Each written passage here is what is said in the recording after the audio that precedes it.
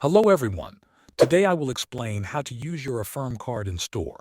First, open the Affirm app on your phone. Once you are signed in, go to the card tab at the bottom of the screen.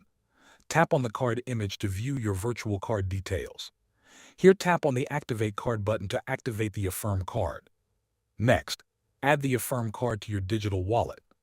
In the card section, tap the Settings gear icon.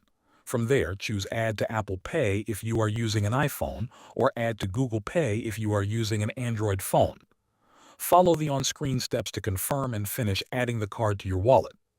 When you are ready to pay in store using Apple Pay on an iPhone, double-click the side button on your phone. Your wallet will open. Select the Affirm card from the list of cards. Then hold your phone near the payment reader until the payment is accepted.